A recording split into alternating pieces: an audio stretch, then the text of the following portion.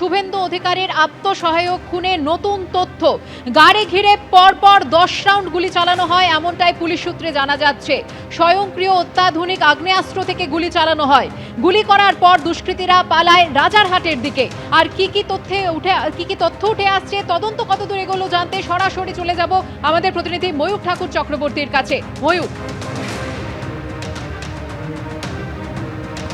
দেখো, এই মুহূর্তে আমরা ঘটনাস্থলে রয়েছি। কিছুক্ষণ আগে বিএসএফ এর ডিজি তিনি ঘটনাস্থলে এলেন এবং ঠিক যেখানে গুলি করা হয়েছে চন্দ্রনাথ রথকে সেই জায়গায় দাঁড়ালেন। পারিপার্শ্বিক তথ্য প্রমাণ অন্যান্য যারা রয়েছেন প্রত্যক্ষদর্শী তাদের সাথে কথা বললেন এবং তারপর এখান থেকে চলে গেলেন।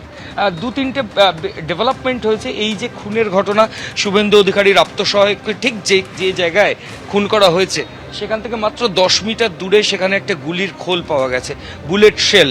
এটা আজকে সকালেই পাওয়া যায় এবং যে বুলেট শেলটা দেখে পুলিশ আধিকারিকরা প্রাথমিকভাবে মনে করছেন যে দুষ্কৃতীরা তো এখানে খুনের ঘটনা ঘটিয়েছিল এবং খুনের পর সম্ভবত তারা বাইক নিয়ে একটা টিম সোজা রাজারহাট নিউ টাউনের দিকে চলে যায় এবং বাদু রোডের দিকে চলে যায় এবং যাওয়ার সময় তারা কিন্তু ফায়ারিং বা ব্ল্যাঙ্ক ফায়ারিং করার একটা সম্ভাবনা জোরালো হচ্ছে। ঠিক সেই কারণেই খুনের ঘটনাস্থল থেকে 10 মিটার দূরে কিন্তু এই বুলেট শেলের রিকভারি। এর পাশাপাশি আরও কয়েকটা ইন্টারেস্টিং জিনিস আছে। সেটা হচ্ছে যে এই যে বাইক যে গাড়িতে করে এসেছিল সেই গাড়ির নাম্বার প্লেট ট্যাম্পার করা হয়েছিল।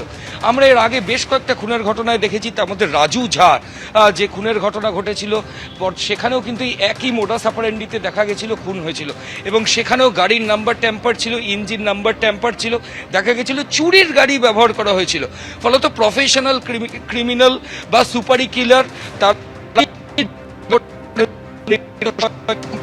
না করতে পারে এটাও কিন্তু, এই সম্ভাবনাও কিন্তু ক্রমশ জোরালো হচ্ছে।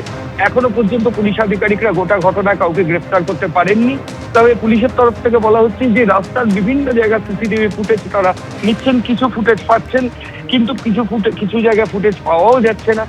কয়েকটা জায়গায় সিসিটিভি থেকে গাড়ির নাম্বার ডিটেক্ট করা গেছে ঠিকই, কিন্তু নাম্বারটা তো ফেক নাম্বার। ফলত সেই নাম্বার ট্র্যাক করে গাড়ির অরিজিনাল ওনারকে সেটা কার্যত আইডেন্টিফাই করতে হিমশিম খেতে হচ্ছে পুলিশ প্রশাসনকে।